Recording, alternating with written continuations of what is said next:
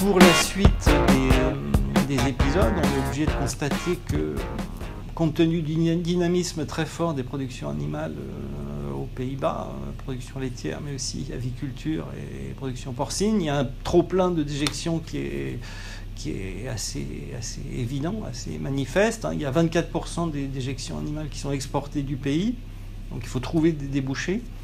Le marché allemand, qui était le marché principal pour l'exportation de ces déjections, c'était quelque peu fermé en 2017 parce que une partie la réglementation environnementale s'est durcie en Allemagne, qui était les Allemands étaient un peu lassés de voir des camions-citernes de lisier franchir la frontière de façon très très fréquente. Et finalement, c'est le marché français en fait qui a pris le relais avec des exportations des Pays-Bas vers la France en hausse de 18% en 2017. Une autre voie qui semble assez prometteuse et qui est déjà sur les rails consisterait à traiter massivement les déjections animales avec des projets industriels très très conséquents qui sont souvent montés en partenariat avec des fabricants d'engrais minéral. La dérogation de la directive nitrate a été perdue au 1er janvier. Les Pays-Bas espéraient bien la récupérer en mars ou en avril avant les épisodes un peu délicats qu'ils ont à gérer sur les fraudes environnementales.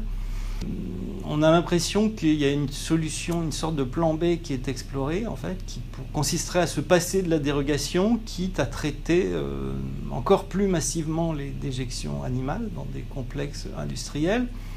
Donc certes, ça aurait un certain coût, mais d'après les calculs compte tenu des technologies mises en place, ça pourrait coûter que 7 € aux 1000 litres de lait. Donc on a vu qu'en 2017, il y avait 50 € d'écart entre la France et les Pays-Bas. Donc c'est un surcoût qui est peut-être acceptable. Avec la directive nitrate, c'est possible, c'est pas très clair. Avec la directive cadre sur l'eau, c'est a priori moins évident, puisque la directive cadre sur l'eau prévoyait d'atteindre dans chaque État membre un bon état qualitatif des masses d'eau en 2015. Donc ça a été repoussé en 2021 ou même en 2027, puisqu'il y a des difficultés à atteindre cet objectif dans tous les États.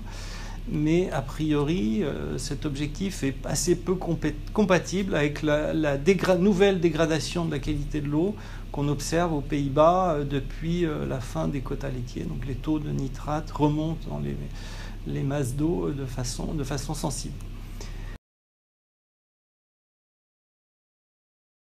Puisqu'on se rend compte que si la Commission européenne avait agi plus vite, il y a une partie du lait excédentaire qui est apparu sur le marché européen en 2015-16 et qui s'est retrouvé dans les frigos de l'intervention qui n'aurait pas été produite. Et donc on peut même constater qu'il y a une certaine équivalence en fait entre la production, l'extra-production des Pays-Bas et le volume de poudre qu'il y a aujourd'hui dans les frigos.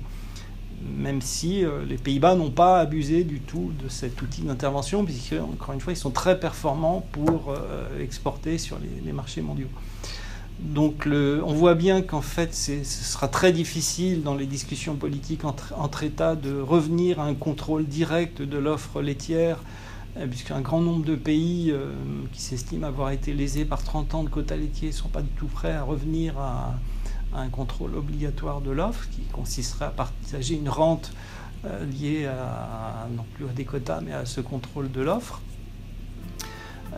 Par contre, il y a peut-être une possibilité politique plus facile à faire appliquer une réglementation environnementale qui existe déjà et qui ne demande qu'à être appliquée.